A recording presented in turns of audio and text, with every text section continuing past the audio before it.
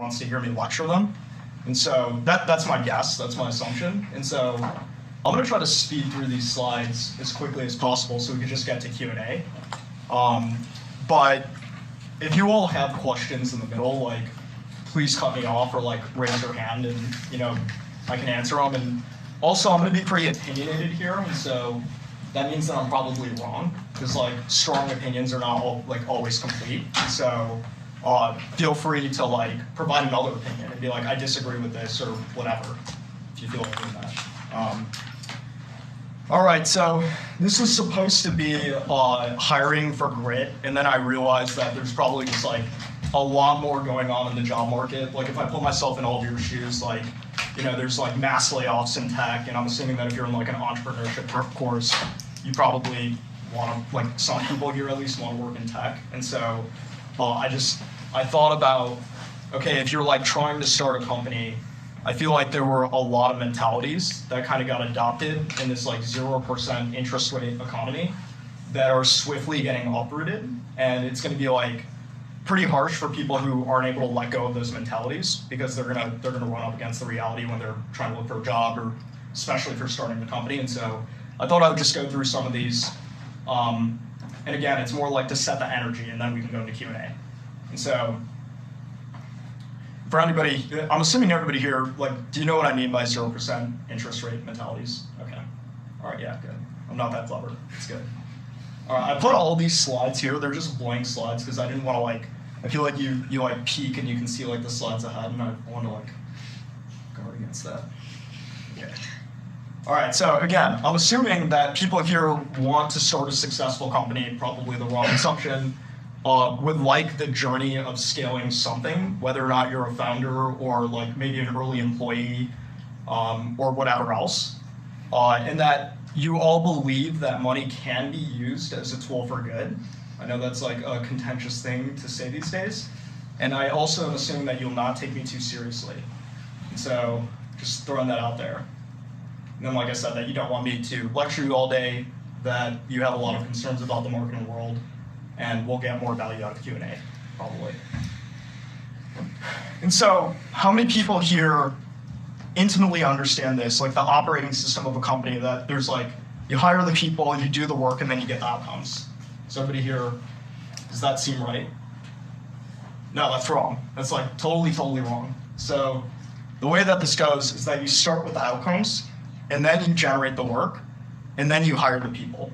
And actually, this flip is kind of embodies how we got to where we are today. And it also embodies how it will always go in booms and busts in markets.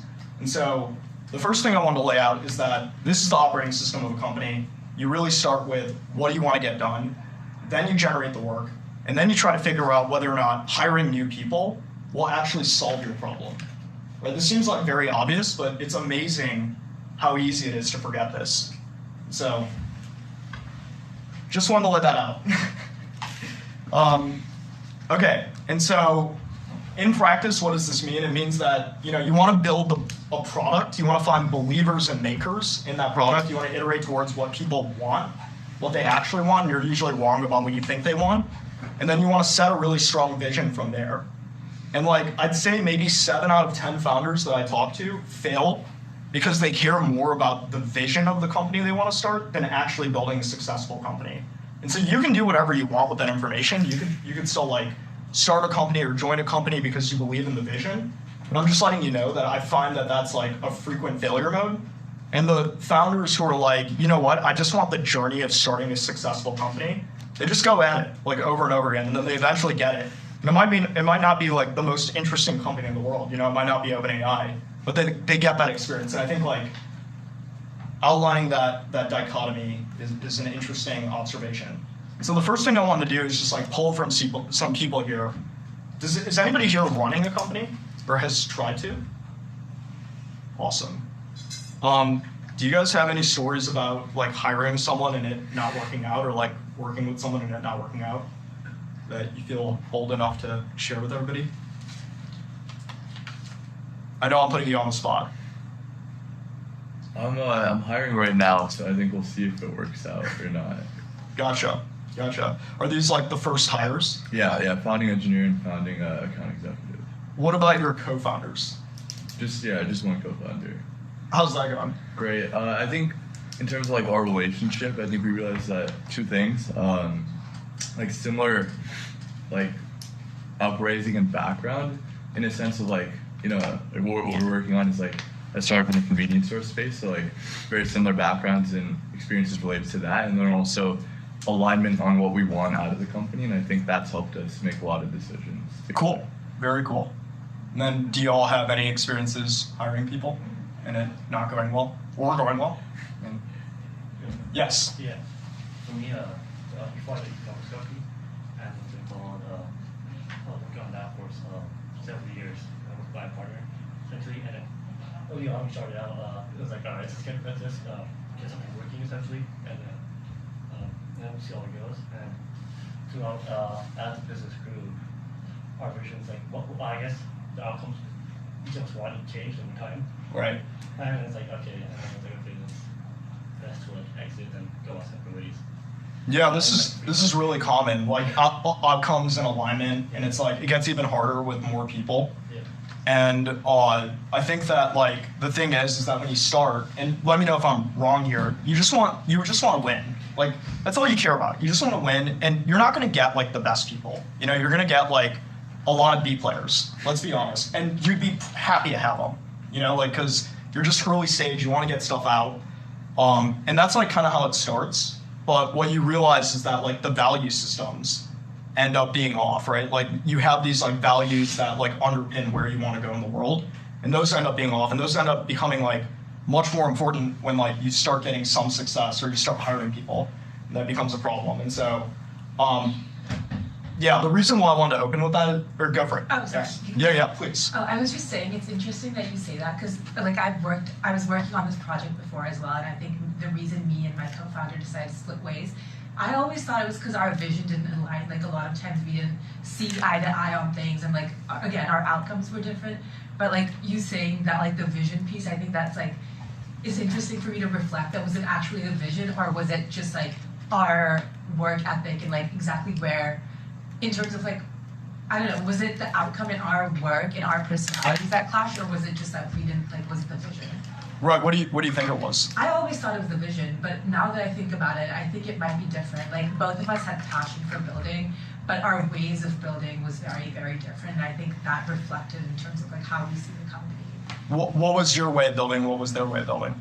I think I'm definitely a much more like, you know, the lean startup kind of way, whatever, where I like to go back and pivot. I'm not someone who creates like a very long plan and creates the product first and then like the whole strategy. I want to test and explore.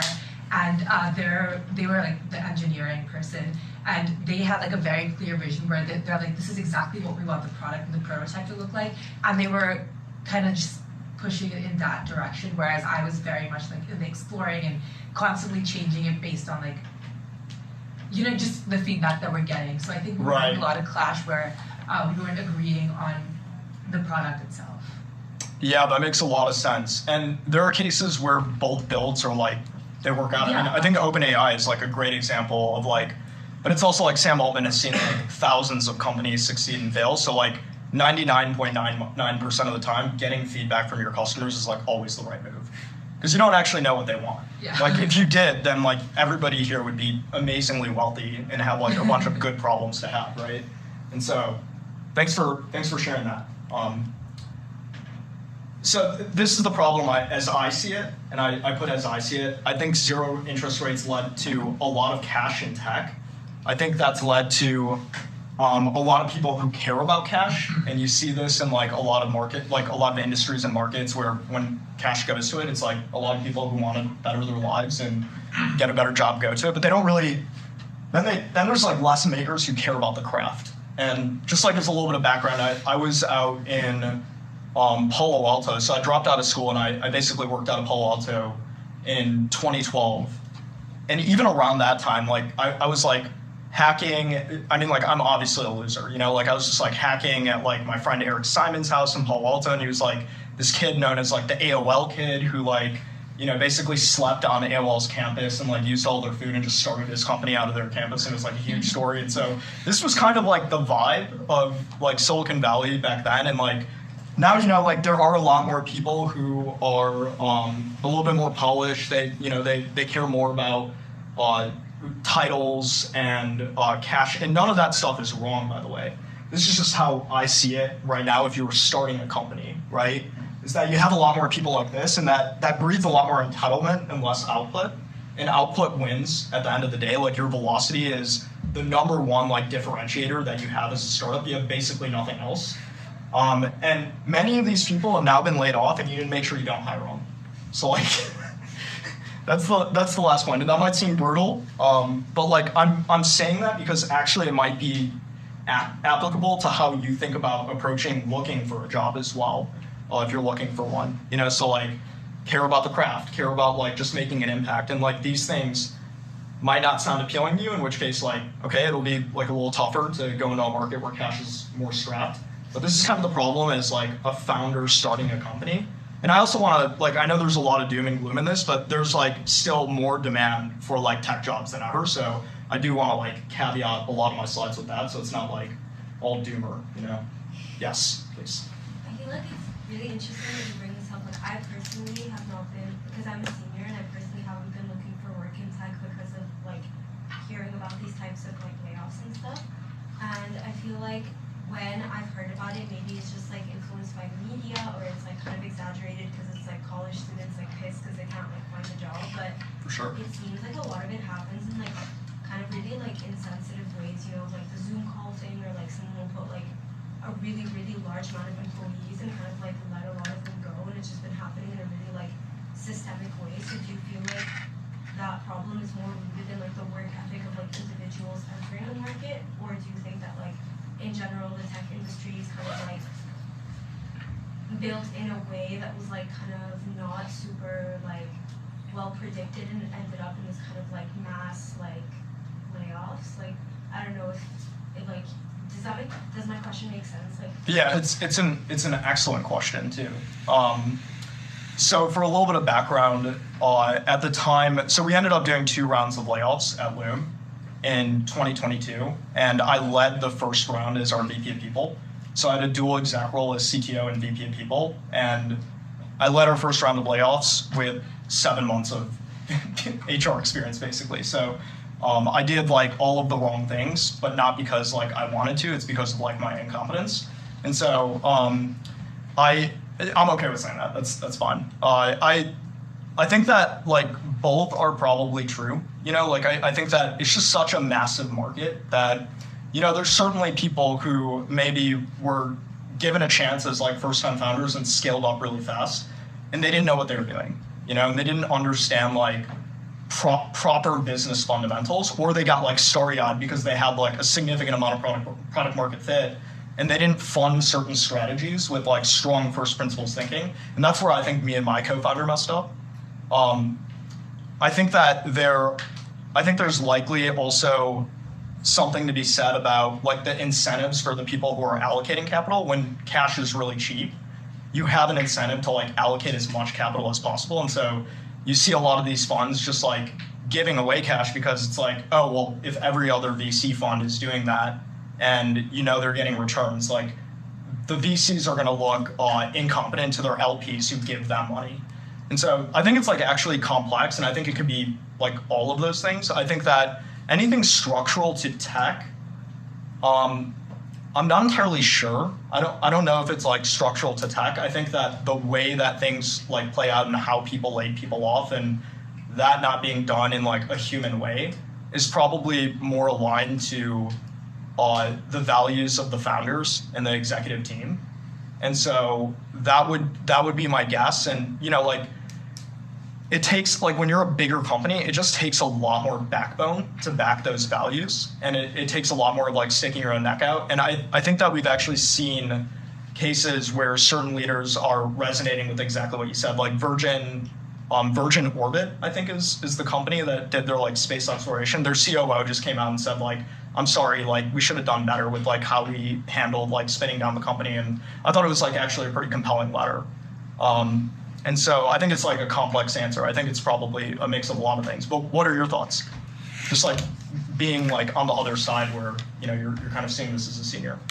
No, like I really appreciate your response. I feel like it was super like insightful. I think like once again, like personally, I'm speaking in a space where I like don't like really understand the mechanics of these things, but I just think like I don't know, because it's like a really like for at least I think it's a really like growing and changing industry, just because like relatively new and a lot of new players are coming into it. A lot of the people that like enter are usually like pretty young, and maybe I just think that's in Berkeley, and I feel like everyone here is interested in tech, which they should be because it's a really interesting field. Sure. But like since it's changing, I really do think that there's like a lot of opportunity for growth in like different ways, and I think that's the thing in like corporate America in general, and it's not necessarily like prioritized. I feel like the way that like I don't know these like specifics of things like oh like hiring like firing like is it something that's like planned, for example, like when you're deciding on like people's hires is something that like can be foreseen in the future, or is it really just like sudden, like I don't know.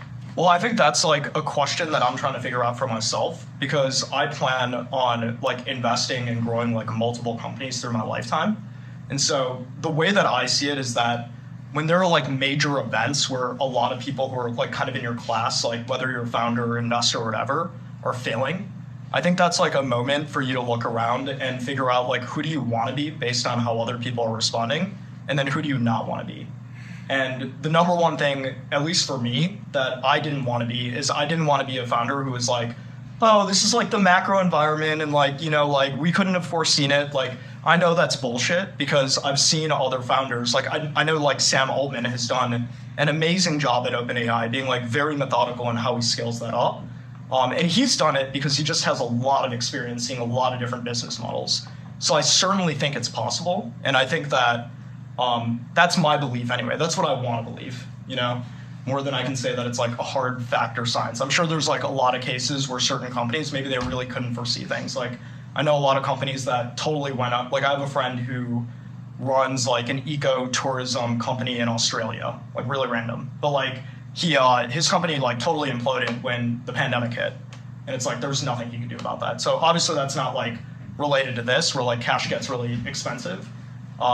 But I do think there are like legitimate reasons. Sometimes, you know, you could be a company that has a lot of really expensive capital expenditures where you just have to like run a lot of machines maybe, like you have to fabricate your own machines, and then you're screwed. You're like, well, we had no other way to operate. And so it is easier to look at things in hindsight. What I think is cool is that in environments like this, like I said, you get to choose who you want to be.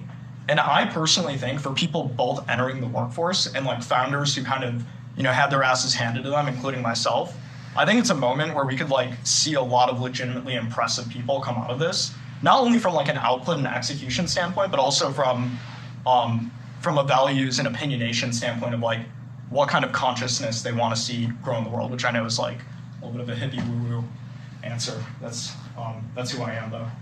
I don't know. I think it definitely makes sense. I feel like even if we can like point fingers, like I do think because like I think startup culture is really cool, and I think everyone I've met who's been like interested in it, myself included, has had like really positive and inspiring intentions, and I do feel like a really big part of it outside of like allocating blame to certain people or others is like genuinely just like a culture of like really rapid growth and like certain decisions that come with that are not like default to anyone as much as like a systemic type of issue that is like hard to like pick up on early on. Totally. And you know, not to be again doom and gloom, but like I do also know a lot of people who are like probably borderline sociopaths. And so I do know other founders who are like, oh, we don't give a shit. Like we'll scale up and then yeah, like the market's gonna get tight and then we'll fire people. And I legitimately know people like that. And I think that's like also important because I am like painting like a rosy colored picture, but I think that the thing that a lot of people find is when they get into positions where they can allocate more capital, you do end up finding more people who are like more sociopathic in nature, and that just comes with the territory. So, you know, also being a little bit real. Yeah. Yeah. What was the first time in layoffs? What were like the biggest mistakes you made, or biggest learnings you had after that experience? Yeah, I think so the biggest I think the biggest mistakes that I made like leading up to the layoffs, honestly, are mistakes of like guarding my own mental well-being. Like I think that when I look at how quickly we scaled up, which to be clear, like me and my co-founder are directly responsible for, like us scaling up as quickly as we did. It's like there was a lot of lapse in first principles thinking. And the reason I actually laid out that like OS of a company slide is because we fucked that up, like big time. You know, like it's really easy when you have a lot of capital, also when your company is growing really fast, to say, oh, like there's all this new work, we'll just hire someone. Because we know that like our metrics are going up like some crazy amount every single quarter. Instead of doing the work of saying like, well, do we actually really need to get this done right now? And like, are there failure modes where like, if this work doesn't pan out, actually like, then someone won't have work to do. And if that happens, then they might not have a job if like money gets tight.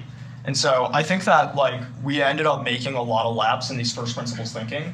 At that time, at least for myself, I was working, 100-hour weeks for 7 or so months straight, because I'd done like 2 executive roles, and then at one point my co-founder was on the paternity leave, and so I was also doing like the CEO role, so I was doing 3 executive roles for a month, and I really reflected on that, and I was like, oh, I'm gonna guard my like physical and mental well-being as much as humanly possible. I think the other learning that I had from like how we actually executed on it, though, like things can always be better. The thing that sucks about layoffs is that you're trying to hit a number, and so like you're trying to hit a number of like how efficient you need to make your business and how much runway you need to get to in as short of a period of time as possible, and without letting like everybody know, because when you let people know, people start freaking out, and that causes a lot of other issues. And so I feel like my learnings from that, like honestly, I feel like I wish I had brought maybe like some of our leaders that were like a layer down from our executive team into the fold faster, because they have like a better pulse on like what the individual teams are doing than us.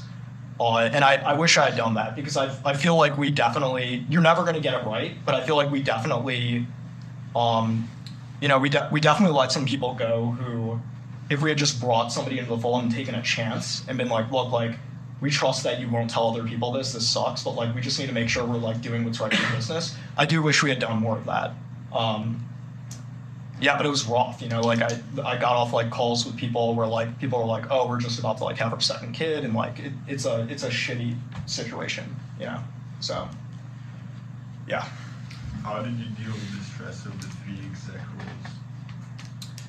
roles? Not well, like, because when you're working that much, it's like basically like when you're working above, 80 hours a week, it's not about like how much more time you can fit in. It's like about how efficient you can get with your time and how efficient you can get with like multi-threading. And then ultimately you end up like scaling out a certain thing. So certain things end up getting done usually not as well, because you end up scaling out of like a bunch of things where you can't actually empower your like leaders to like do the job on their own for like multiple reasons. And so for me, the way that I didn't handle the stress well. Like I ended up like starting to drink. I ended up starting to drink more. I ended up starting to do a bunch of things that I knew weren't good for me, but were like just getting me through to like waking up the next day and being able to handle like all of the stress of like 10 different people problems like popping up in that day. And so I basically like did what you do in school, which is I just took like, I made like a timetable of my day, and I just made a habit out of it. And I was like, okay, like every like 10 to 15 minutes, I have to like hit some goal. And if I don't, like everything massively like derails, which is obviously a terrible place to be in. Like if you're in that position, like you are not scaled out nearly enough, like you are running on fumes and you're gonna like do something totally wrong. And I got a lot of stuff wrong. So the answer is not well, honestly. And like, how did that change like later? Why did you not do as much work? Did you implement some stuff which could like make you take breaks? Or? No. Yeah, I didn't have enough time to take a break. I think that at the end of like the first round of layoffs, like I was just I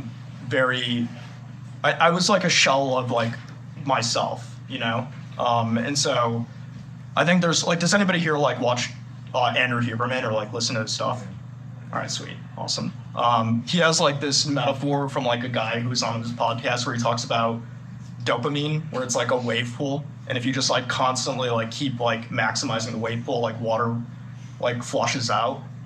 I had like tried, like I was basically using like substances to like pour as much water into like the bottom of like a completely empty wave pool every single day, and so yeah, like I didn't handle it very well, and honestly I was like totally overextended, and I'd gone from like in my CTO role I feel very confident because I know the team, I know the technology, and I like am technical in engineering.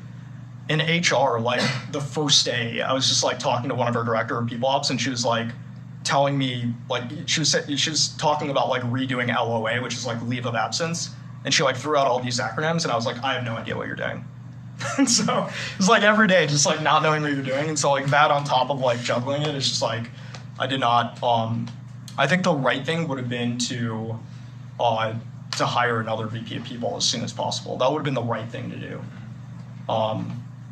And I think a lot of founders, like, they want to do what's right for the company. And for me, when I took over the team, honestly, it was such a dumpster fire. Like, people didn't have any documentation standards. There was, like, no project management.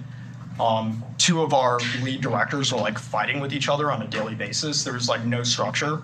And so just out of pure ownership, I told my co-founder, hey, like, I know we want to hire this VP of people role, but let me just, like, fix things up. It'll be, like, 3 months, and then we'll be good and we'll hire someone.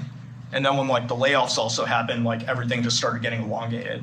And so I think one of my biggest learnings was like, make sure that I'm like adequately scaled out of something else if I think there's like a certain vector of chaos that could come up. And in an HR role, there's like an immeasurable amount because everybody's people problems like flow up to you. So, yeah. Yeah. After the performance, there was waves of layoffs. How did you notice it affecting team morale? Yeah, I mean, instantly. You know, it was interesting because we did the first round before our offsite. And, well, it actually ended up being good because people got together at least and they were able to see each other. I think that if you're like in a remote environment and, you know, like a bunch of people have been laid off and you're just like on your computer the next day, like, I can't imagine how shitty of a feeling that is. And so, yeah, the first round, it was like, everybody was like totally bummed out. I think the second round was like, there was a lot of fear in the system. You know, a lot of people started shifting towards like, okay, we're like now scared of losing our jobs versus like trying to do what's best for the company. We started getting like I still to this day get significantly less feedback from our team than I would like to. And so we are still like, we're on the up and up, but I feel like we're still like paying for some of this like cultural tax.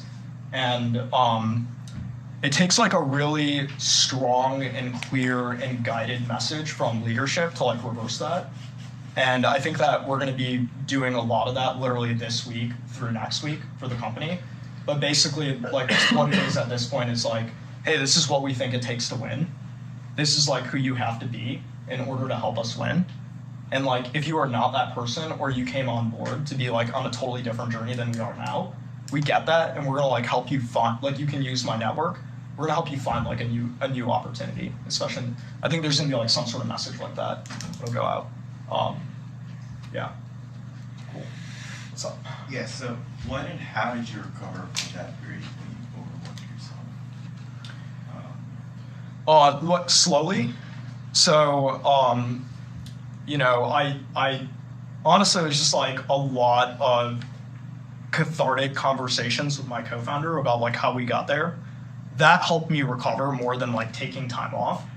Luckily though, I did like also get to take time off, and that was good for me. And basically, I just like fully focused on not looking at the screen, not like dumping my dopamine levels, you know, and then also like reestablishing my relationship with social media, like in a pretty big way, which has been the biggest thing, honestly, for me.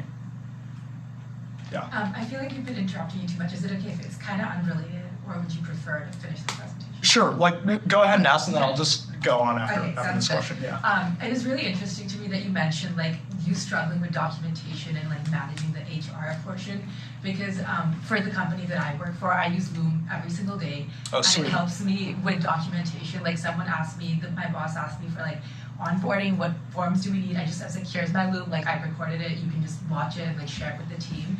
So I feel like it's helped me with documentation a lot. which is why I was like interested to hear kind of more about like the idea of Loom. Is that the reason you guys like came up with the idea and created Loom? And how does that like translate to your work and your HR management right now? For sure. I mean, I think that Loom is great at documenting like onboarding use cases. I think one of the pains with Loom is that you lock a lot of information in the video content. And so like, you know, if you're like in a Slack channel and there's just a bunch of Looms, it's like, oh shit, I have to like watch this 10-minute Loom, like this sucks. And so like, I know about all the complaints at this point, but I appreciate you recording with us. Thank you for recording with us. I think the genesis of the idea for us, honestly, was like, it was less so about like documentation or anything like that. We were pivoting through the user testing space for like 6-7 months out of like my apartment in San Mateo, and we were just like working really hard, and our only outlook was we just wanted to like do something cool with like our best friends. You know, we're like, we just want to give this a shot. We were pretty sure it was going to fail. And then like, you know, at some point we made the final pivot, and really it's kind of like a cliche like Hail Mary story, but you know, we had like no money left, and we had like maxed out we had like each of us had like $20,000 of debt in our credit cards, and like we unlocked like our Chrome extension from our user testing platform and just launched that. And we thought that would be like a growth hack to funnel more people into our main user testing product, because at that point, for whatever reason, we hadn't like caught on that was just like never going to work. And you know, like what ended up happening was like people just started using it for use cases we could have never fathomed. You know, like there's like this story that I tell people, and it's like an insane story. I remember this moment where this guy was like, hey, can you like repair my video? I took a look at the video, and it was like a guy screaming at his screen in Portuguese, and there was like a stock ticker that was going down. And I was just like, what is this? You know, and like, so I was like, you don't have to tell me what this is, but like, you know, I feel like I have to ask. And he was like, oh, you know, me and my partners manage like a $75 billion fund in Brazil, and one of my partners made a decision, and I just thought your tool was like the perfect way to let them know how I felt about it. So it was really not like documentation or anything like that. It was like we started to see the tool because of like how flexible it was, and then also I think because of time to market, which we got lucky on. There was like a lot of different waves of like remote starting to explode, internet speeds starting to be like more globally adopted in areas like Nairobi and like all these other places where like, you know, I think that we just got really lucky with timing as well. Because there were other screen recording products at the time, but they like uploaded after you recorded, and like, you know, they were priced for like prosumers at like $20-$30 a month, and we kind of got lucky in like this one phase where we were able to like capture a lot of these different economic tailwinds. So like, was there a specific value prop that like you guys had in mind starting, or was it more just like trialing and testing? We thought that people would use it like us, like, and I was literally just giving feedback to people on their resumes. It was really, there was no vision. We made up the use cases, you know, like on the marketing page, it was like, oh, you could use it for sales and marketing, whatever, but like we didn't see any of those use cases. So it's just like, we tried to tailor it towards work. But yeah, I wish I had a better answer for you. You know, No, that was great. Thank you so much. Cool. Yeah. All right. I will try to get through this so we can just get more to like free-flowing Q&A. All right, so we already went over this. So I feel like if we're talking about values, like there's a few different characteristics to grit. This is probably not like super complete, but I think the most important thing is like a reason to be hungry.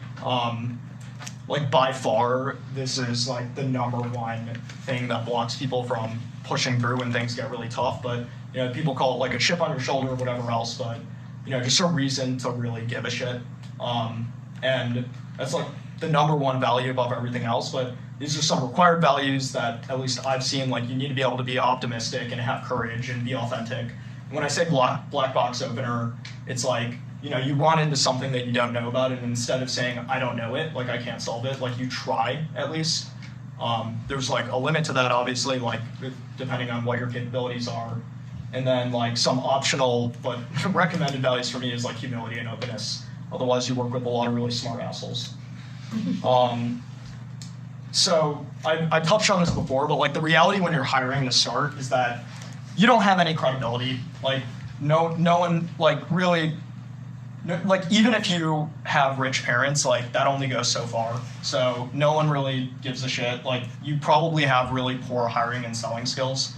In fact, I still think I have poor selling skills, and I've been like working on this for so long. And like I said before, you will likely hire B players, and I know that sounds mean, but what I mean by B players is like people who maybe just aren't there yet mentally to be activated and do really great work for like a number of reasons. Not necessarily talking about people who are just like worse than other people. And what's the most important thing is that you need to set a really high bar for what you expect out of everybody on the team, and you need to fire fast if people don't match that. And so that's just a reality when starting out. And there's a couple of things that you might end up having to concede on. So like if you really want in person and you want everybody to be in person, but you can't get that, then you might have to concede on like hiring remote. If you really want like senior people, you might have to concede on like hiring mid-level. And by the way, like I think all those things are great things in the end, but some things that you don't want to concede on that I feel like a lot of companies trade off on these days is entitlement and low grit. And I think those things go together. So someone feeling entitled to their job, entitled to like a pay raise, entitled to like some amount of hours in a market where it's like, nobody knows if they're gonna like have a job. I think these things are fine for like bigger companies, to be clear. Like I do think you should be entitled to like healthcare, at most companies that you go to. So like I'm not, don't pay me as like Peter Thiel, but like I think that there is like a high amount of entitlement in the market, and I think you shouldn't concede on that. Like you don't want to work with people who are entitled or feel entitled, because you're not entitled to anything. And so this is like basically the most important factor to success. Yeah, different. Is there a good way to validate a candidate, whether the candidate has low grit or high grit when hiring someone? So tactically, the best interview I've run is, well, the best way to evaluate someone who has like high grit is to just hire a lot of people. But you probably can't do that at first, especially if you don't have enough capital or like a reason to hire those people. So like honestly, the best interview that I've run that I think gets at like some of that story and like gives you some like resonance with who the person is and what their vibe is basically going through their resume, even if they don't have like real work history, and at each job asking them like the same set of questions. This interview is called a top grading interview. So it was developed by this guy and this gal, I forgot what their names are, but they basically worked at McKinsey, and the book is called The Who Method, and it's a terrible book. Like it's the driest thing ever. The only thing you need to read is like the last page of every chapter, and they like cap it, and there's actually like a PDF online, so you can learn everything you need in like 10 pages with the PDF. But there is this interview called the top grading interview, and you ask the same set of questions, which is, what are some of the things that you accomplished? And you dig into those things. So when people say they accomplish things, there's like usually some like terminal, like some nexus point at which they like either handed it off to someone else or don't really understand the problem, and maybe it just worked, or like, maybe it really didn't work and they should have understood the problem. So you want to ask them like, okay, how did you solve that? How did you solve that? How does that work? And you want to like dig into the problem. And I find that like whiteboarding coding questions and stuff like that just don't get to like nearly the same fidelity as like what problem have you solved. And I've actually even run this interview with people who haven't solved any top technical problems, but they've solved like problems in their family life, and they've opened it up to me about it. And I was like, you are a really impressive human being, because the way that you break down problems is like very first principles thinking. And so that's the first question. The second question is, who was your boss and what was your relationship with your bosses in that role? And you want people to like be really open about like the failings and then the things that were good, or the things they wish they had been pushed on or they pushed on other people with. And then you ask the same question about the coworkers, and then you ask them like what their boss would rate them on a scale from 1 to 10 and why. And usually people who like have absolutely nothing and they're like, oh, like my boss would give me like a 10 everywhere. Either they truly are amazing and just like super humble and you can pick up on that, or like usually they're like not a person that you want to work with. And so there's just like these set of questions that you asked over and over again.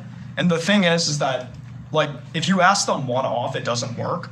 But if you ask them over and over again, you start to pick up on inconsistencies if people are giving you inconsistent answers. And so like the repeatability of asking the questions is really important, going through all of the resume. And it's really, really hard to scale because it takes a lot of emotional intelligence to run this interview. And it takes a lot of time too. And so that's probably the most impactful that I've found for like trade-off of like time to quality of assessing someone's like grit and also their value systems in general. The best way is to just do like a 2-week paid internship or like paid project where you bring someone on, but a lot of people won't do that, especially if you're like hiring senior roles. So yeah. But if you all find other ways, like I love like iterating on hiring. I feel like it's really hard and I still haven't gotten it right, so. Yes. Did you notice any trends when you had your best hires? In terms of anything? Yeah, so all of the early hires at Loom were like, or some of them were like some of my really good friends. And so those worked out really well, but we've also hired people who were friends where it didn't work out. And so I think that it's great if you have people and you want to take that jump and that leap of faith and it feels right, but yeah, your friends don't always make the best co-founders or co-workers. In Loom's case, it worked out that way, but I've also seen like so many cases where it doesn't work out that I wouldn't say, and like sometimes, like I said, you just don't, you know, beggars can't be choosers, and maybe a lot of your friends don't want to work with you, and they're like, dude, like I need to like find a real job. You know? So that's what it was for us for a long time. So yeah, cool. So like the most important factor to success is just building something people want. Like basically everything else that people tell you, like optimizing your business like model and growth channels and stuff is like a bunch of bullshit. Like don't believe it. The only thing that matters is like building a product people want. There's so many cases where like people have like built these companies where you funnel a lot of money into like the acquisition funnel, and then like you find out it's actually really inefficient to acquire these customers because they don't actually want what you're selling them. Like GoPuff is like an amazing example of this as a company. You know, amazingly successful company, like in a lot of rights. Like I'm not completely ragging on it, but it's like you got to build a product that people really, really want, and I truly believe that. And that's just like it's simple, but that's the most important factor of success.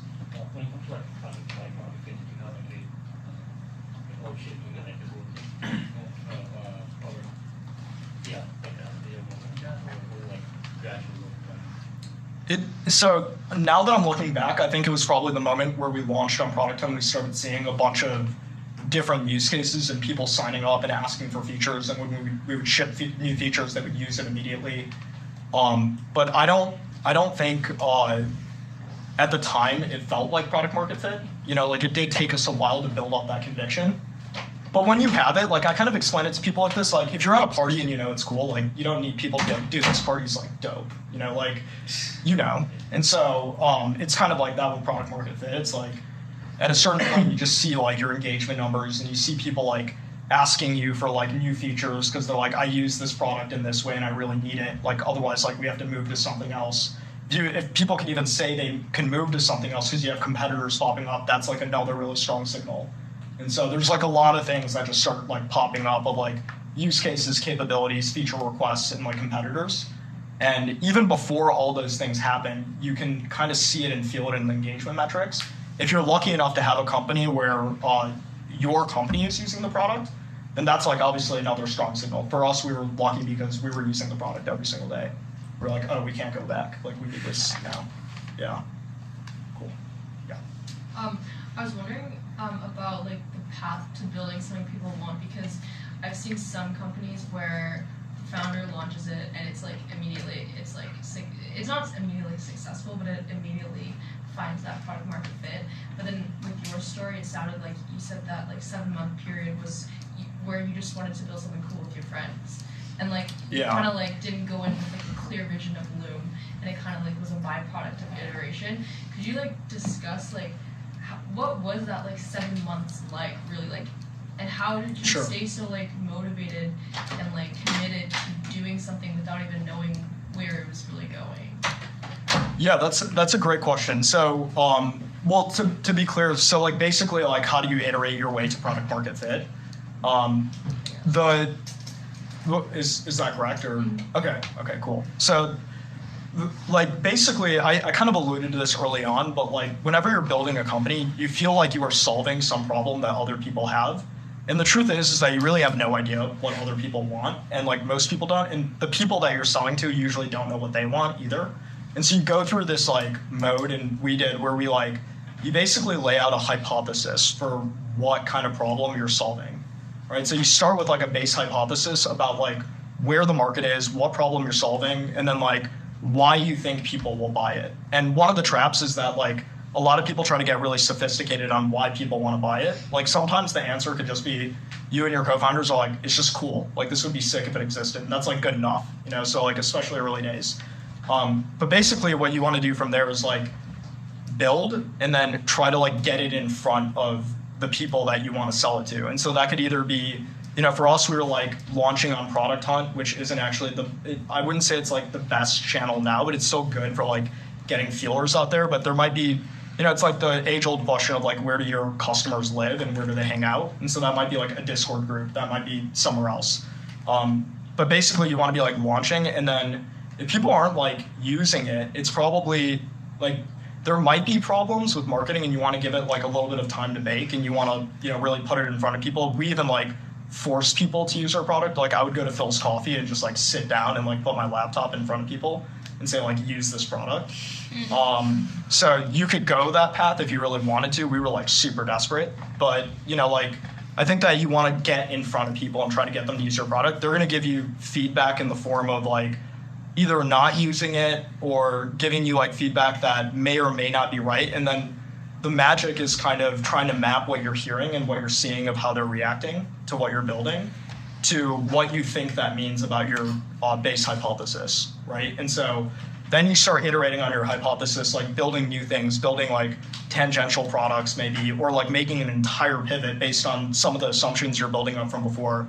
The way that that looked for us was that like we started with this thing called, it was called Open Test, and basically it was, we launched this like expert network, which was what we promised is that like early stage companies all over the world could like get access to a network of like product experts at Amazon or Microsoft or Netflix. And in reality, it was just like our friends who felt bad for us. And so they would like record these videos with like QuickTime and these like really janky tools, upload it to our service and like basically run through somebody's product flow and give them feedback on that product flow.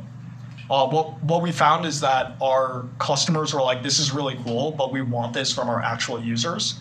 And what our friends said was that this was just like not worth their time at all. They're like, we get paid like FANG salaries or like mango salaries, and it's like, we love you guys, but like, you know, this takes like 3 hours to do. And so then we iterated it to a platform where you could like put a piece of JavaScript on your website, and we built a Chrome extension where you could actually record this video of guided feedback and install that Chrome extension inline if you were a user going through like a website flow. So basically, you know, there'd be this little NPS smiley face survey. You'd say like, yes, I'm happy with this experience, or no, or like middle face. And then the website owners would be able to run like a campaign with a series of questions, and you'd be able to like record this video for them and like get like an award, whether it's like a coupon off of the service, whatever else. And we iterated through that space, and then eventually we like unlock this extension from the main platform. And so there's like a lot of hypotheses that we were like building up, like that led to all of the different pivots. So that's basically. Yeah, no, because it's like interesting because I'm starting to think like, I think people think that startups, like success in a startup is all about the idea, but like just, I mean, I knew that iterating and like finding product market fit requires that much work, but like hearing every step, it seems like the crucial factor in building a successful startup is like comes down to the people, because like how it depends like how you as a person can manage all those moving parts, and like what is your approach to solving these problems. Like in your opinion, do you think that like what do you think is the key to building a successful company? Like boiling it down, obviously product market fit, but like what causes product market fit? Yeah, I mean, this is like a little bit of a philosophical question, right? Because I kind of break it down in the slide, but it's basically like, you know, if you want to increase luck, you have to keep going. And so you had asked that question of like, what keeps you going? I think that is very dependent on like where each person is and how much they can commit, like how much skin in the game they can give. And that's like, to be honest, like really barred by circumstance too. Like for me and my co-founders, you know, we were like 23, 24, 22, didn't really have any responsibilities. You know, we're really desperate to just like break. We were really tired of working a 9 to 5. We were just like desperate to break out of that mold and like try that. And so I think that's what the answer is for Loom. But I've seen that answer be very different for other founders. Like one of my friends, Sam Korkos, runs this company called Levels, which is not levels.fyi, which is like the salary tracker, but like it's like a continuous glucose monitor. And he has like a story about how like basically insulinemic response issues in his family have like really destroyed his family life, and like how so like his why is like, I need to like figure this out because like I don't want this to keep happening, and it seems like something we can like avoid. So it really just depends on the founders, Yeah. But this is a question back to hiring. Yeah. But when you're first starting out, like where do you even like find people? Is it like just through you ask your friends, and their friends? Like, how did you guys go about like hiring people to where? That's what we did at first. We also went on like a few hiring websites and like AngelList and also just like reaching out to people on LinkedIn. Thankfully with our tool, like that's actually a good outbounding tool. So I would just like record videos and like add it to like the little note with like the link, and I'd be like, hey, like good to meet you. Like I'd love to talk to you. But the truth is that it's a grind, and it's like the early stage hiring is like kind of the rite of passage for founders because it is like grueling. Like basically every insecurity you have comes up because you're like, well, why are they choosing me? Like, why aren't they like saying yes? Why aren't they reaching out? Like, is it because I'm like an X type of person, or like do they like you have to work through that, and it's actually like really hard. But the answer is like you're gonna end up trying every single avenue because people are likely not gonna be like, oh yeah, I really want to do this. Like not the number of people at the quality bar that's probably gonna like meet your standards at least at first. Or maybe you get really lucky, and you do have a really good group of friends, and then that's awesome. Like I've seen that happen before too. So like, what did you say to like your initial friends when you were trying to get them to join this like a startup that was not have a clear future? Like what do you say to those people to convince them to like join on? It's like a number of different things. I mean, like a lot of times I wouldn't tell them that I'm trying to hire them. Like I would be like, hey, can we like hop on a call and like talk about this or whatever, and then like try to get them to go. Like a lot of times too, it's a long sell. So for our first hire, I'd been trying to get him to like jump. He was working at Yahoo, and I was like, dude, why the fuck are you working at Yahoo? Like they're like totally bummed out. Like you don't like working there. Like you should join. And that was like the pitch for like 7 months. And so. Yeah, I mean, like all sorts of things. I think also I tried going like direct with some people at my previous company, where I was just like, hey, we're like working on a lot of these really cool types of like engineering problems, and I know we like wanted to work on these types of problems before. It's like, it's sick, you should come here. But obviously like the other end of this is that you probably can't give out world-class salaries, so it's like people really have to want to join you. And they basically have to bank on like your equity value, which like I think a lot of people are like disillusioned, especially in this market, to that, rightfully so, to be honest. So you need to find like people that are kind of like impossible to find, because they have to like really want that journey, and they have to like really not want the big company thing, and they have to like believe that in their own agency and your agency to like make a meaningful amount of progress. And it's like really irrational. There's like no reason to believe that should actually happen. And so there's no other way to put it than like early stage hiring is just like really, really hard. And it's probably the number one problem that founders who get funding struggle with for at least like 5 to 6 years, until they're like, okay, I think I understand like how people work on like a fundamental level. And basically, as you scale up, you end up playing like armchair therapist. Like a lot of my one-on-ones are like therapy sessions essentially, and you have to like introspect about like yourself and like why you have deficiencies in order to help like other people have the energy to be able to do good work. And that really helps in being able to like sell people, because then you start coming from a place of abundance where it's like you're not trying to like get them to join your thing. You're like, look, I'm just here to like, I have a really interesting thing. If you want to join, that's great. But if it's not like a good fit, I'm not going to try to oversell you. Like you're definitely not going to do that at the early days, because like you'll be super desperate. I mean, it's just like, and rightfully so. Wait, even after you get funding, are you like, are people still hesitant? Because like, let's say you raise $2 million, and like, are people still going to be like, oh, what's this? Totally. 100%. Yeah, because There's no like guarantee of job safety. Like $2 million is really not a lot of money. When you think about like paying people's salaries, if you're hiring like, if you're hiring people who are like graduating from Berkeley, you guys are all going to be making like a decent amount of money. So yeah, $2 million for people who are like really critically thinking about it, they're like, oh man, this is a big risk. But this is also where like finding the right kind of people. There are some people who are like, I wouldn't do it any other way, or they're like, I don't really care. Like I'm just here to learn as much as possible, which are the best types of people. And the good thing is that because of like remote work and because of distributed, if that is something that you're willing to do, you open yourself up to like amazing people that will do anything and like be super loyal because they just have the opportunity to do something cool. One of our earliest engineering hires was a guy I ended up reaching out to online who like made this like really janky sort of like pet project for like queuing services.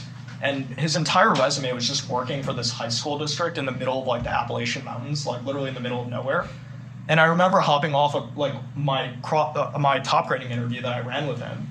And I was just like, guys, like he has no credentials, like, like absolutely. I know we're like interviewing people who like come from Google or wherever else, like he has nothing, but he is phenomenal. Like this guy is like sharp and he's also very humble. Like I actually don't think he knows how good he is. And you can find people like that if you like put your ego aside of like the types of people you want to hire, and you actually find that those are the best people because they just want to learn. And now he's like in his 40s, and he's like, I can't believe I've had like, the way he puts it is like a Silicon Valley scale-up experience. And I'm like, Steve, like you basically made this happen with us. Like you're running all of our most critical systems. So that's like the silver lining is that I think now is like the best time to find these types of people.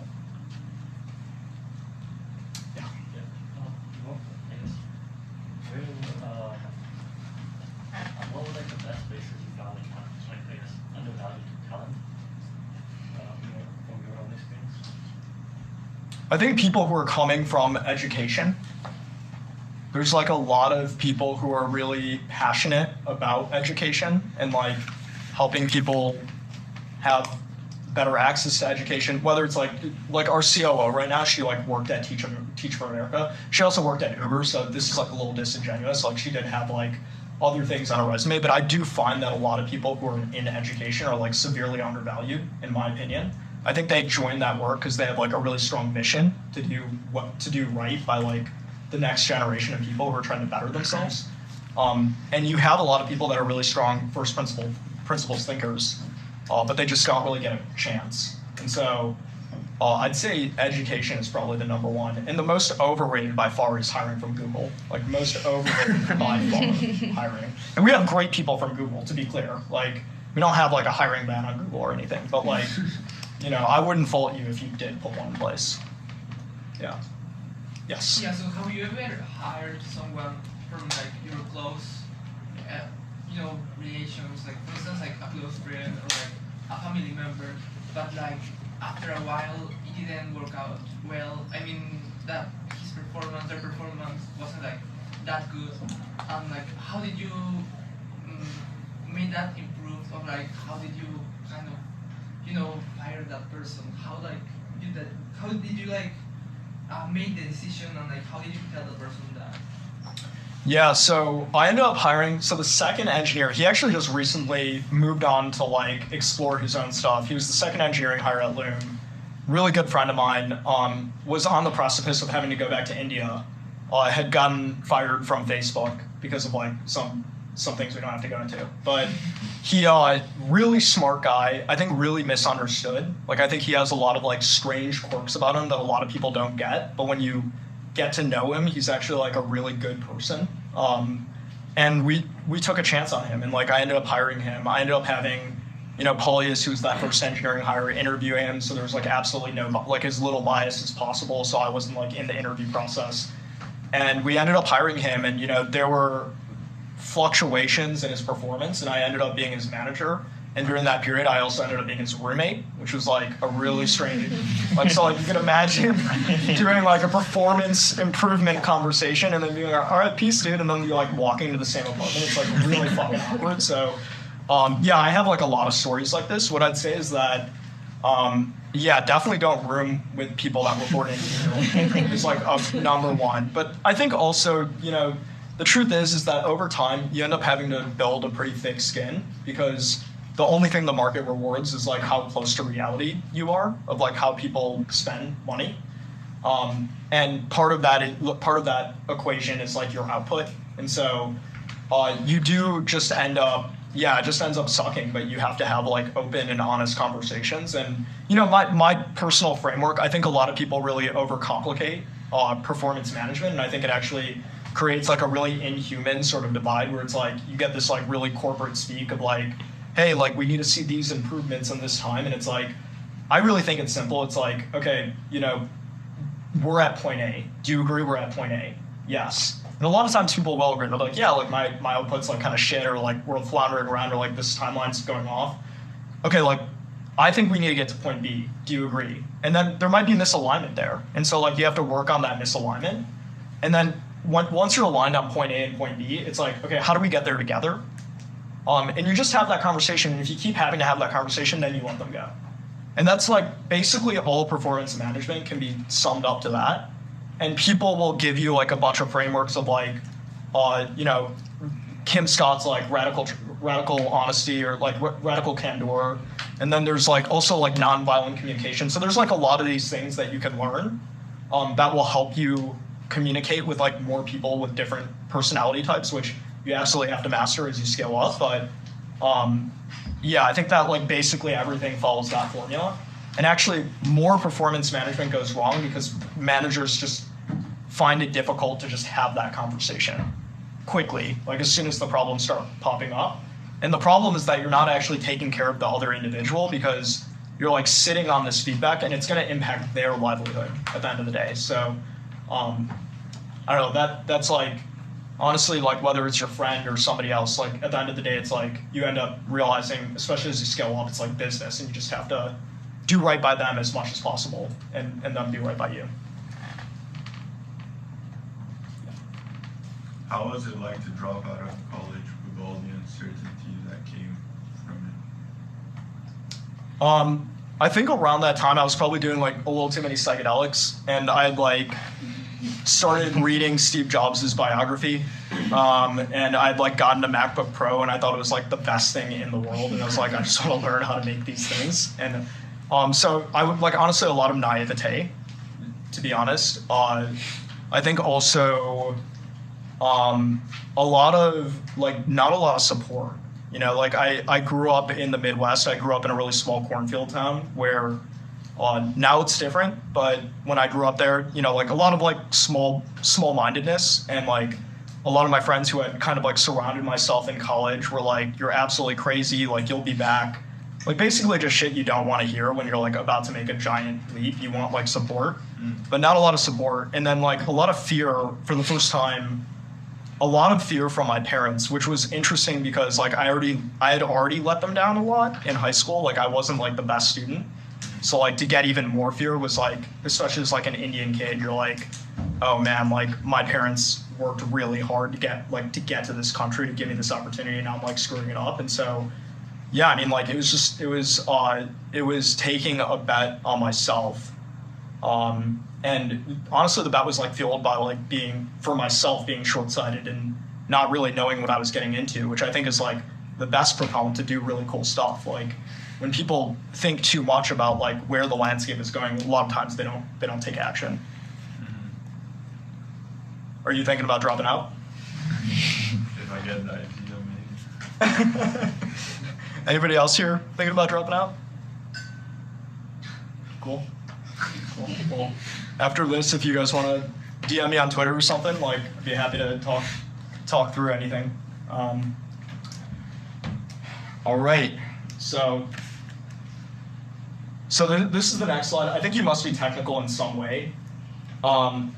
This is basically the hierarchy of skills for early stage companies. It's like, and this is, by the way, like you can replace coding with something else. Like if you're doing something that's really ops heavy, that might be different. But basically like your top technical thing, the ability to sell, whether that's to investors or like prospective clients, and then like design, UX, and like product thinking. This is basically the hierarchy of skills for early stage. Everything else is like kind of bullshit.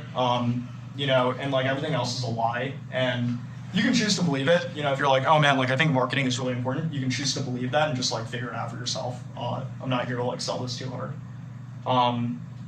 The one thing I'll say is that if you're going really deep in any of these things and you're trying to start an early stage company, you really want to go full stack and like you want to have that mentality for everything. I think that seems obvious, but if it's coding, full stack, if it's selling, it's like you don't care if it's like enterprise or anything like that. It's like you don't have any experience anyway, just like learn everything. So I don't think we need to belabor that point. And honestly, I think large language models are going to be extremely helpful, enabling all of us to like basically introspect on a large amount of data and like find really novel insights that are actually really hard and like are kind of like siloed away in like individual knowledge. So I'm pretty optimistic about that.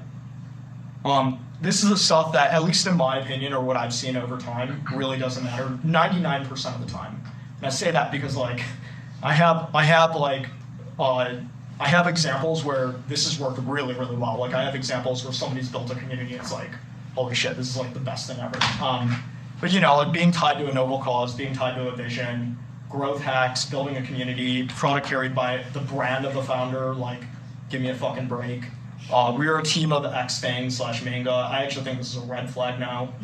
What does matter 100% of the time is to want the experience of building a successful company. That will always matter because like that's the journey you're on. And so you can choose to do that or not. Like you can choose all these other things, but like this is ultimately the thing that I've seen like pan out to like the biggest probability of success because you're just there for the journey and it's a really grueling journey. It's a long journey. So fundraising, I think we kind of talked about this, but like VCs with no successful operating experience. I'm sorry if you are like someone who's done like a student-led VC thing, just telling it how it is. A lot of like staff and principals, engineers and designers who really aren't. What's been working less is like having a good idea but no execution. A lot of those things were getting funded, the last couple of years. That's like really hard to do now. I don't know if you all know that or not, but it is. X, but for Y startups, this happens a lot in like the YC portfolios. Like a lot of people be like, we're like Loom for X or we're like Uber for X, and like that's working a lot less now because money is expensive. And then I keep belaboring on Fang and Manga, but being from Fang and Manga works a lot less. This is more of a joke, but having rich and powerful family members will always work. So this is basically how I think about it. It's not the only way to think about it. I've heard like, a lot of other good frameworks, but how do you fundraise? It's execution, which is barred by skill. So like, how good is the product? Are you iterating on your vision for like where you think the world should be going? Skin in the game, which is barred by circumstance. And so, have you quit your job or school? Are you working nights and weekends, or are you partying? Velocity, which is barred by circumstance and skill. So both execution and skin in the game. Like, how many iterations are you doing? How little time from thought to action is there?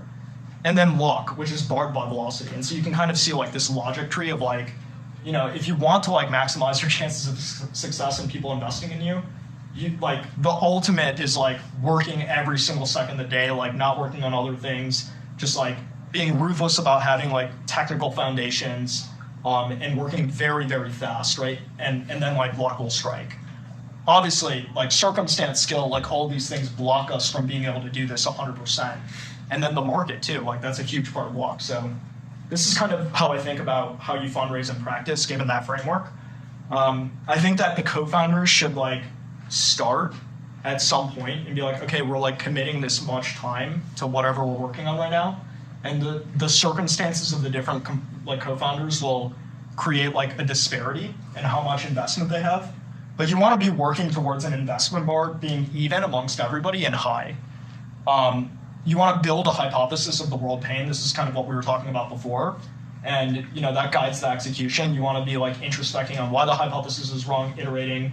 And then what you want to do is you want to reach out to investors and keep them on a newsletter, ideally. I think this is like the number one thing that I've seen work for like most of my friends. It's like reach out to investors, pick your hypothesis, find the ones that like align with that and are thinking about that part of the market, and then show them like, even send them updates like, oh, our co-founder like quit his job and like, whatever it is, like you want to be showing velocity. And I think that really helps like bring them along, especially in a period where maybe they're not like as willing to take a chance on you. And something I just want to say like is a little bit of optimism here is there's still a lot of capital to deploy. So it's really the willingness to deploy that capital that's gone down, but like the velocity of deploying that capital has gone down, but it's still there. And there's still market opportunities. There always will be. So this is like a moment to like really, in my opinion, become like a badass founder. Yeah.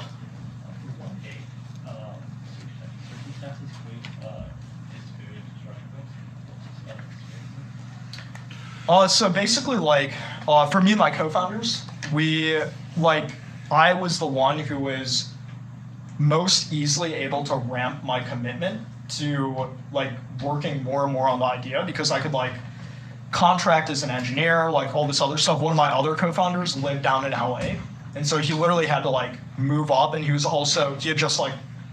just proposed to his girlfriend, and so like he was just like in a different place, and he was like, look, I need to like figure out how to make sure she doesn't dump me, like, and so I need to spend a little bit of time with her and then ramp the work, and like make sure she's okay with like taking this chance. And so you kind of start out on these like different a lot of times you start out with different investments, but you just want to be clear about that, because if you're not, that builds a lot of resentment if you don't tackle it.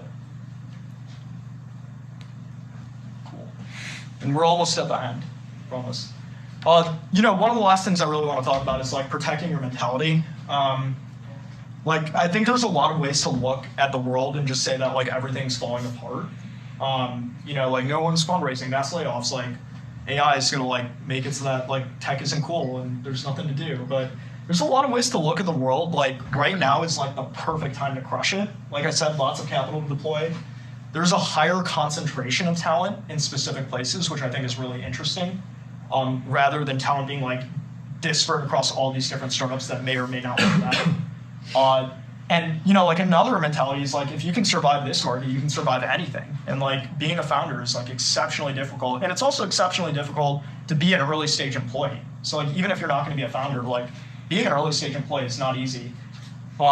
And I think large language models and like all this AI stuff is going to massively empower people to get more done. And I have like a lot of thoughts on that.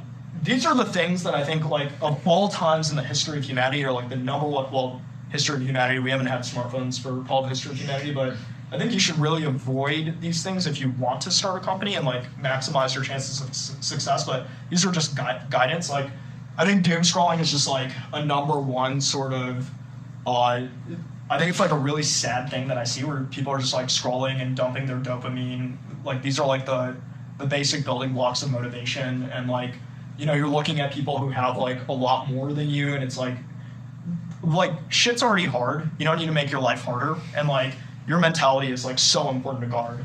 I put this as a second thing. I think that this is like actually important to say, but I also understand where people are coming from. Like I think adopting anti-capitalist beliefs, like I'm just gonna be real with you, like it is gonna be fucking hard to start a company if you have anti-capitalist beliefs. I'm assuming most people here do not, but I think that this is like also a gray area where like some people might.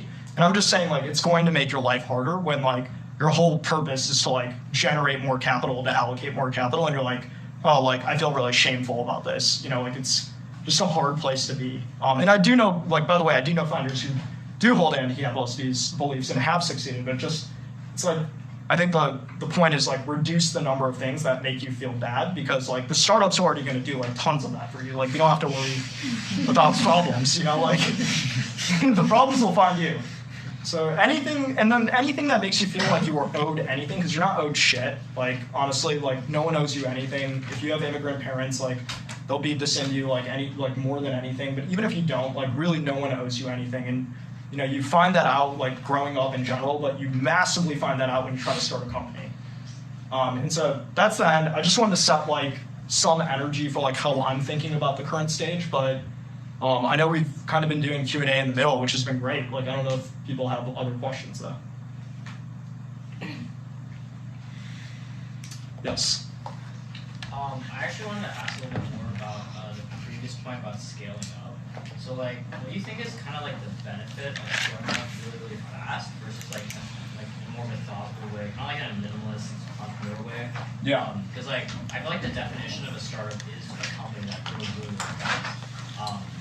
For sure. Well, maybe not. By the way, it is 8:05, so if people want to leave, like, I'm like, please go for it. Like, I know you guys all have lives, so. I just wanted to say that, and also just for Vinay, you as well. Yeah, I've got time. My flight's like 4 hours out, so yeah. I've got a little bit of time to like answer any questions for people who want to stick around. But for people leaving, thank you for coming. Yeah. Thank you. Good luck with your midterms. And please feel free to walk out anytime. So, I don't know if I think that a lot of successful startups do scale up quickly. Thanks for the great questions again. But I don't know if that, I actually think that's like really a bug and not a feature. I think where you want to scale, like if you go back to that like operating system of a company, you really want to scale when you know putting more humans at the problem will have outcomes, like positive outcomes for your company. So, like an example is like with Uber, like hyperscaling. I think they hyperscaled like in too many different places, but at least hyperscaling on the ops side when they're like, we know this works across multiple geos. Like for instance, we know this works in like LATAM, and we have like a lot of success in Mexico. Let's start doing it in like Colombia and Peru or wherever else. That's like a good type of scaling because it's like, okay, we know the business model works out here. Uber maybe is a bad example because there's like a lot of other things where they like barred the market and did like price discrimination that really didn't lead to like healthy business outcomes in the long term. But generally speaking, I think you want to get like the goals and the work right. And if you find that there's just like a lot of like iterative work that you can get out of that with more humans, that's when like scaling up really helps. Yeah. Yeah. For that very like early stage opportunity when you were kind of working, like how many co-founders did you have? I feel like you haven't really dove into that, or how many did you start with and then end with? I guess throughout the process. Totally. So man, have a good one. Good luck figuring out if you're gonna drop out. Yeah. So we started with 4 co-founders. One of them really didn't end up working out. He just wasn't. I don't think he really believed in us as a team, and he just wasn't really like pulling his weight. And we found out he was interviewing for like other marketing positions when we were talking about like moving off of our jobs. So we basically, gave him the option of, we basically gave him the option of taking $10,000 worth of equity, or like us cutting him a $10,000 check, and he took the $10,000 check, and that's like a massive multi-million-dollar mistake now. So it's a different story. But I think the second co-founder who's no longer at the company, Shahid, there for a long time, one of my best friends. Like I'm literally flying back tonight to be there for his birthday party tomorrow. But for him, it's like he was just really young, and I mean we all were, but he was exceptionally young. Like he never went to college. He was 20 at the time that we started the company, or 21. And at some point we started to see that the journey was going to be like, you have a massive scale up experience where like your entire life is in the company, and then there's like a little bit of plateau, massive scale up. And for him, he was looking at this next massive scale up of potentially taking on our business operations and sales functions. And he was like 26, 27, and he was like, guys, like, I want to be like a 20-year-old. He had like literally never been a 20-year-old with like time on his hands. And so that was like a natural parting that was totally amicable. And like we're all just like still best friends. Yeah. So 4 people, 1 didn't work out because of commitment, and then the other just life circumstance. But Yeah, and when you guys were like jamming together, you said like that 7-month process, right? Were you guys actually like super procedural about like hypothesis, test, here we go, like launch? No, definitely. Or like, what was it like actually like in practice? Yeah, totally. Well, I mean, you do that work. You want it to guide your iteration, but at some point, like you do need to try something new, and so a lot of it was also just like excitement to like build something new, be like, oh, okay, like this is obviously not working, like let's try something new. And you do get to like kind of a point where you're less hyped because it's like shit, like a lot of things aren't working now. And so that's like that's where you start leaning more on the hypothesis and the strategy side. And so it's all actually that's still like a tension right now at the company for us, where it's like a couple of our strategies really didn't pan out, and so you feel that energy at like within the company. And it's like, okay, we need to like breathe that and like get more optimism. So I'm trying to figure that out at scale now.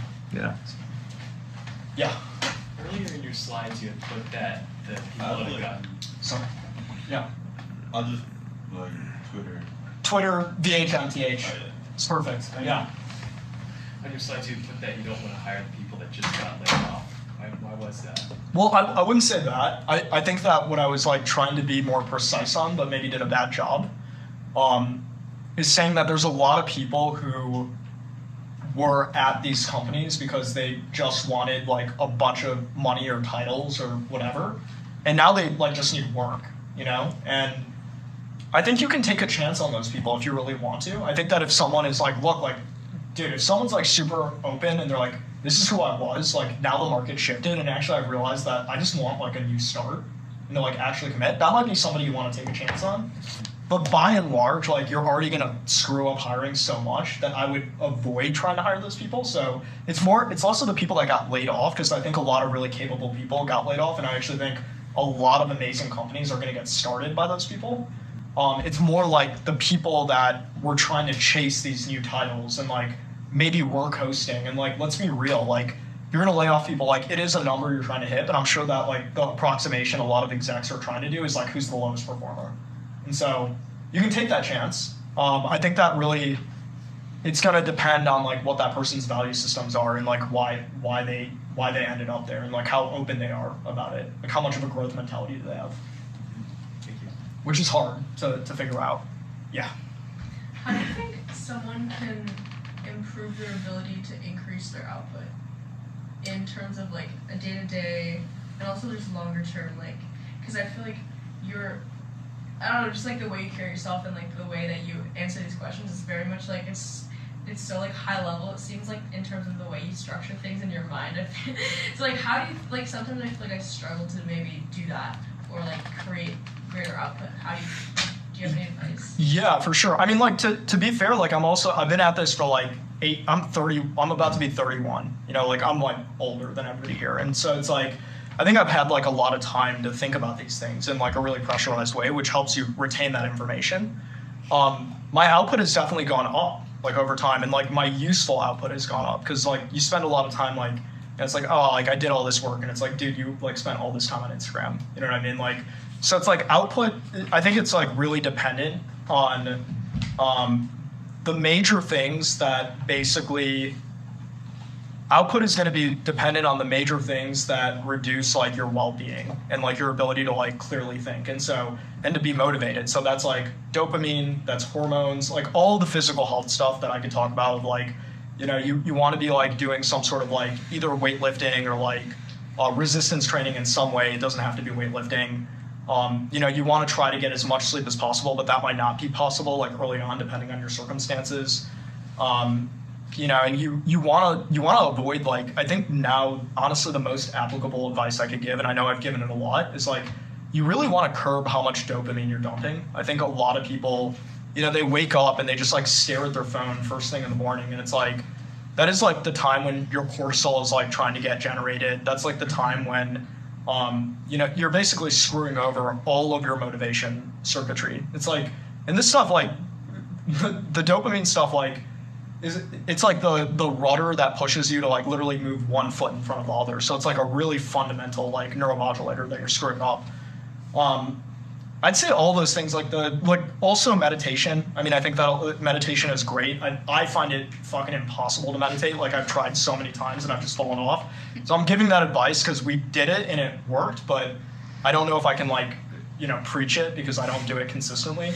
For me, what I found is just like really hard physical exercise is like my way to get into a meditative state, or like hitting like a sauna, cold plunge sort of thing. So it's like, it's all the really cliche, like honestly, all my answers for like, how do you get more output are like, if you listen to like Joe Rogan and Andrew Huber, it's like really, really cliche, but it works. It really works, you know?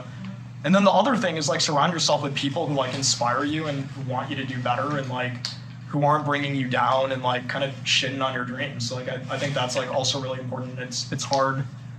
That's hard because like some of these people might be your family members, like, you know, to avoid that could be difficult. So it's like really circumstantial too. Really just build off, like what is your best advice you can give to like us students here in general, like the younger generation? Oh my God. Sorry, man, that wasn't a quick. Yeah, I'm just trying to figure out if I have good advice. Let's see.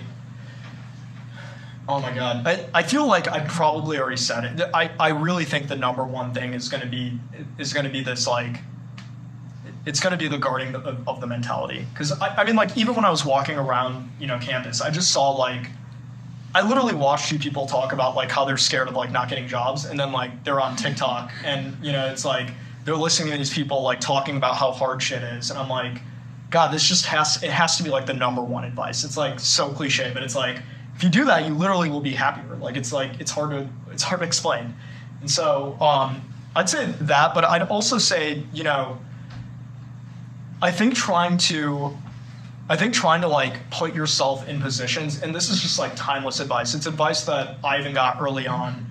Putting yourself in positions where you feel really motivated to learn as much as possible as like new students. This is really cliche, but it's like, I'll give you an example. The first job that I got like after my internship when I dropped out, I basically got rejected from like over 54 different companies because I was not ready to be a software engineer. And I got accepted to 2, and I basically emailed, just for like shits and giggles to see like whether or not he'd respond. I emailed Paul Graham, who's like one of the YC founders, and I emailed him being like, what should I do? There's like these 2 companies that I want to go to. One of them is this company called Backplane, and they basically like power Lady Gaga's social network, like, and they're trying to like create other social networks. Like I'm not really big into the product, but like, the people are really chill, and I like vibe with them, and I feel like I can learn a lot from them. And then there's like this other company called Pinterest, and I have no idea, like, I don't really vibe with the people. They're like, and this is how I used to talk back then, but I was like, they're super hipsters, and I don't really feel like, you know, like, I just like come from like frat campus. Like I was like going through a transition because I just dropped out. I was like 21. And so I was like, where should I go? And he was basically like, you should go anywhere where you feel like you're going to maximize how much you can learn. And in this case, if you're not comfortable with your coworkers, you're going to learn significantly less because you're going to feel less inclined to like hang out with them, less inclined to like ask them questions. And so I think my advice would, like, it really has served me well. And it's served like all of my friends who I consider like more, like they've done like a lot more in their life. Like even, you know, like Dylan Field of Figma and like Ivan, like all these people that I know who have like just constantly put themselves in situations where they're just trying to learn as much as possible and be curious. And I think that if you find yourself in a place where you're not curious, like, that's a really good sign that you need to change some shit. Because like if you're in a place where you're not curious, like life sucks. Like it's just like everything has lost color, everything is less cool. Like you're less optimistic and like happy and like vibrant. And it's like really insidious too, because that can happen slowly, you know, over time. And I'm sure that people here are like engineering students or have like super hard classwork. Like I'm sure you all know that. So. So did you choose the Lady Gaga place? I did, yeah. Yeah. Which is also where I met one of my co-founders, and it was an amazing decision. But, you know, the Pinterest would have been 14th employee at Pinterest, which would have been pretty sweet from an equity package standpoint. But so, you know, like it's not always the right financial. Right, yeah. In hindsight, but you know, it doesn't always work out. It's just like more about like fulfillment in life, you know. Yeah. So you talked a lot about how like grit and like the qualities you look for in people you hire is like having a chip on your shoulder, like a reason to be there. Yeah. A lot of times when I think about those types of things, it's often related to like the vision or the product or the problem that like the company is solving. But you also talk about how like you shouldn't necessarily operate in a mindset of like just kind of being passionate about the vision solely or the problem that you're solving, like being so tied down to it. So like what are other good like quote unquote chips on shoulders that you've seen that have like driven like successful founders? Yeah, you know, to be clear, like I do think that like being really tied to a vision, like I said, there are the 1% cases.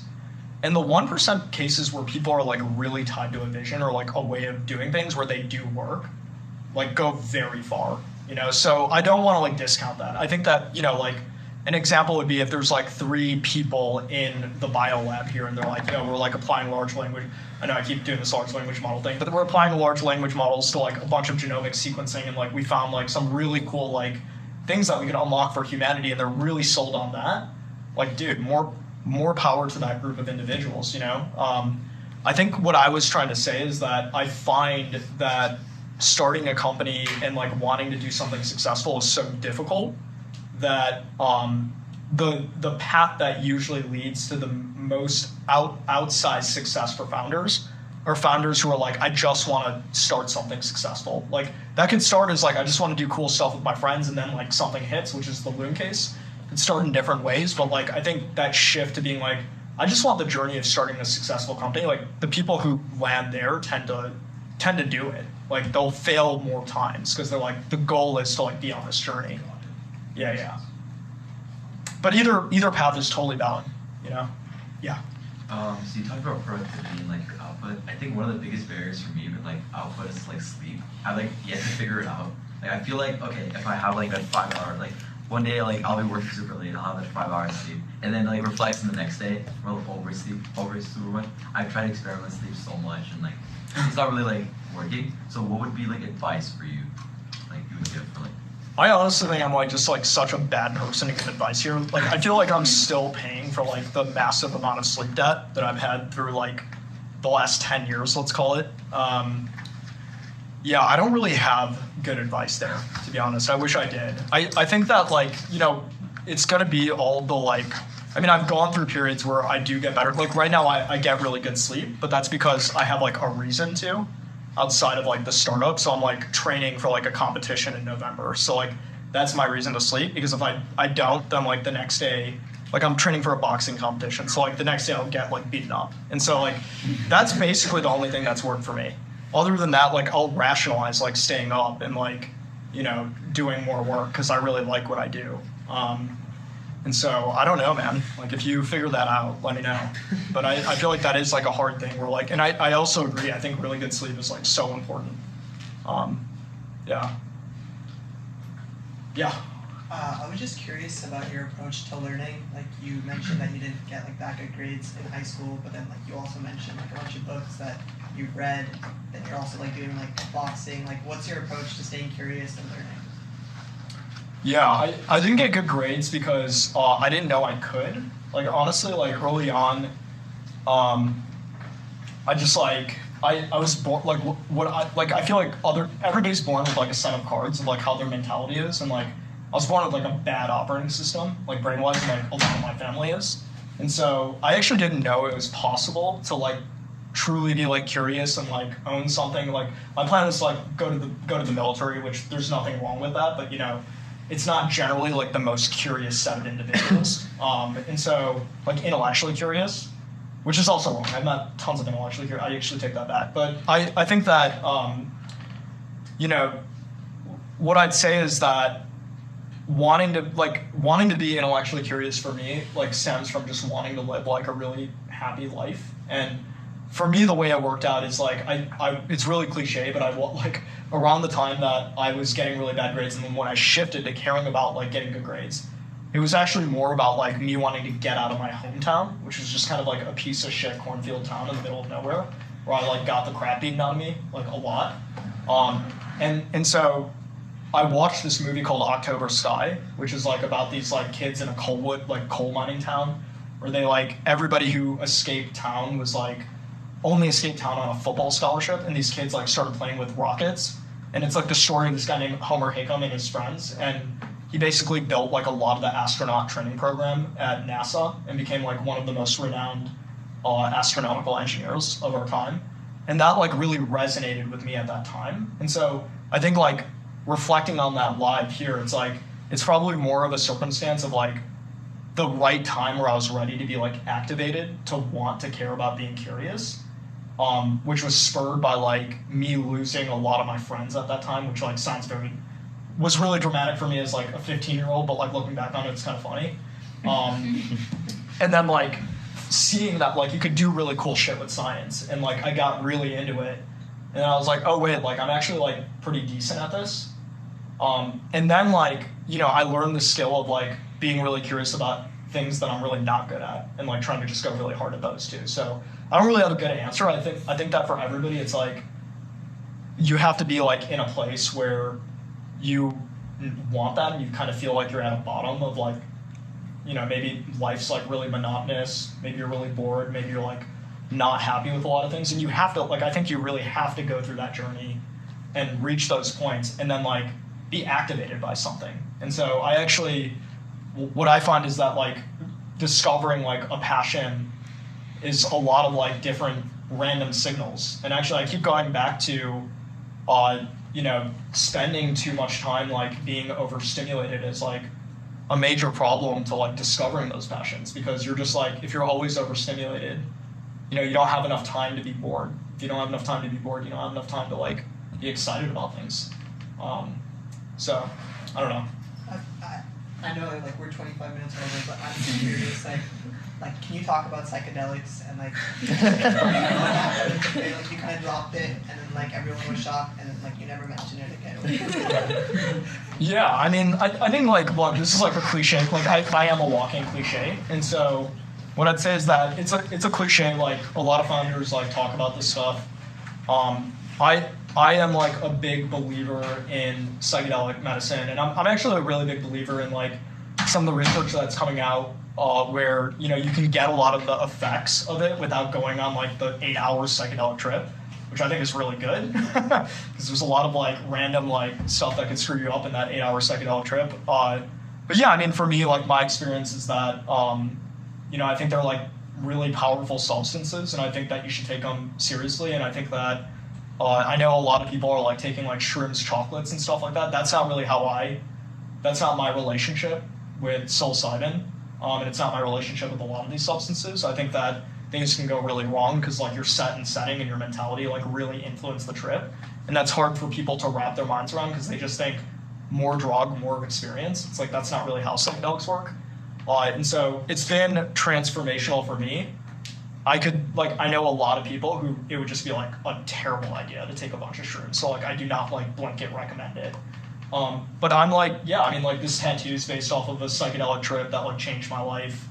I've done like a 5-MeO DMT trip, which is like the toad. And the way that I describe that to people is like it's the single most important event that's happened in my life other than being born. And so like these are like really, really powerful experiences depending on how far you want to go. And I wouldn't recommend it if like I wouldn't recommend it if you're like taking it lightly. Like I would take it somewhat seriously, Yeah. How would you like before you contact psychedelics and how would you get that question? Like how did it change you? I listened to like one of your interviews and it talked about like it really helped you with social anxiety. I said what? It really helped with social anxiety. Yeah, it certainly did because the way that most of these things work is for sure. Let's see, guys. The way that most of these things work is they shut off this part of your brain, or they lower the activity of this part of your brain, called the default mode network, which is essentially like an interconnected web of neural pathways that help you make sense of like your identity through space and time. And so like a good example is, one that I think like maybe you all could relate to is like, okay, you're like sitting next to your friend at a bar, and like, he has someone that you both find attractive, like hit on him. That happens once, you're like, oh, like great for my friend. If it happens twice, you might start thinking, what's wrong with me? And like that's the default mode network. And so usually when you have like a lot of anxiety and a lot of depression, you have like an overactive default mode network.